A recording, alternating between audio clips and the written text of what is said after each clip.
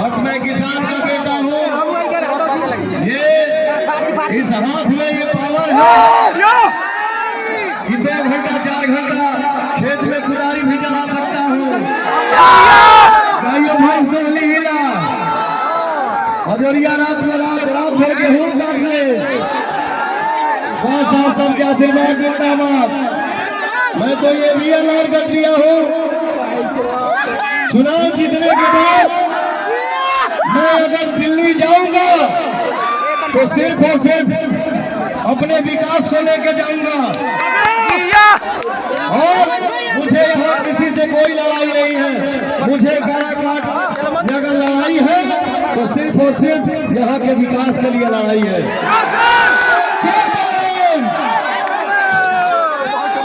इसके बाद चुनाव जीतने के बाद मैं यही काराकाट लोकसभा के अंदर जमीन लूंगा, घर बनवाऊंगा और आप सबके बीच में रहूंगा। एक नेता बन के नहीं, आपका भाई और आपका बेटा बन के।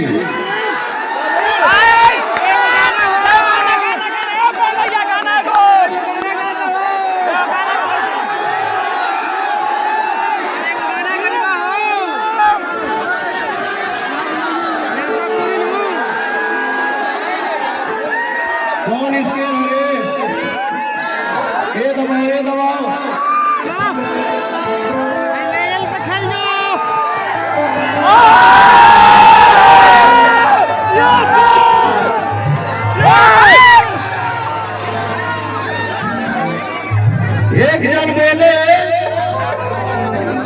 एक जन बोले नचलिया क्या विकास करेगा। मैं उनको बता दूं,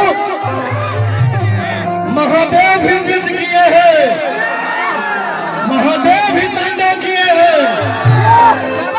हमको तो आप नचलिया बोल दिए, उनको क्या बोलेंगे ये भी जवाब दे दीजिए। मैंने एक इंटरव्यू में भाई को बात करते हुए देखा, एक मीडिया वाले भाई हमारे गांव के किसी भाई से पूछते हैं पवन सिंह क्या बदलाव लाएंगे, पवन सिंह क्या बदलाव लाएंगे। उस भाई ने मीडिया के सामने यही जवाब दिया,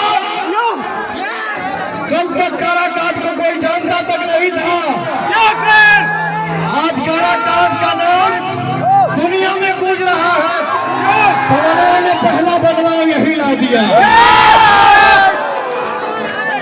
मेरे भी कमेंट में भाई ने लिखा, भैया ये काराकाट कहाँ है। आज गूगल पे उंगली दबाओ तो पहला नाम काराकाट का ही आ रहा है। जिधर जाओ हिंदुस्तान में अगर चर्चा है, काराकाट सीट की चर्चा है। ये क्यों चर्चा है? क्योंकि आप सभी का आशीर्वाद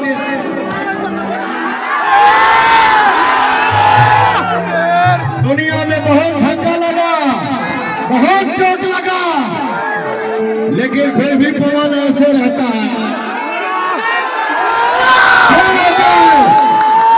पैसे की संपत्ति नहीं है मेरे पास, बट दुआ और आशीर्वाद की संपत्ति है, इसके लिए पवन जिंदा है।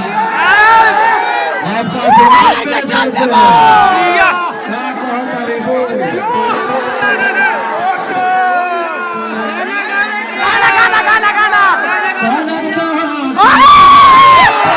गाना